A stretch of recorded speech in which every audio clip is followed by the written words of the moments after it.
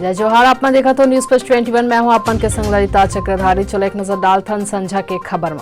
छत्तीसगढ़ विधानसभा में आई अविश्वास प्रस्ताव। नेता प्रतिपक्ष धर्मलाल कौशिक पेश करें सरकार और विपक्ष में तीखा बहस हुई। छत्तीसगढ़ में लइका मन पढ़ी 3D प्रिंटिंग रोबोटिक्स।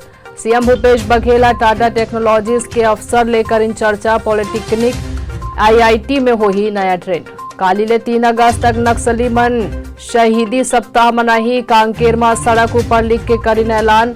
राजनांदगांव में अलर्ट। बॉर्डर पार घलो लीही इनपुट। सोनिया ले ईडी के पूछताछ खत्म। नवा नोटिस नहीं देगी। यंग इंडिया के लेन देन ले जुड़े कितना बैठक 10 जनपद पर हुई। अफगानिस्तान के काबुल में गुरुद्वारा करते परवान साहिब के गेट ऊपर फेर ब्लास्ट। विश्व हिंदू परिषद के दिल्ली ऑफिस में घुस के युवक हदीस बम ले उड़ाए के धमकी। पुलिस आरोपी ला करे गिरफ्तार। सरकार है ट्विटर ला 1.5 साल में 4000 ले ज्यादा पोस्ट डिलीट करे के दिस निर्देश। बिना डॉक्यूमेंट के देश में एंट्री ले वाले विदेशी नागरिक ला अवैध प्रवासी माने जाही।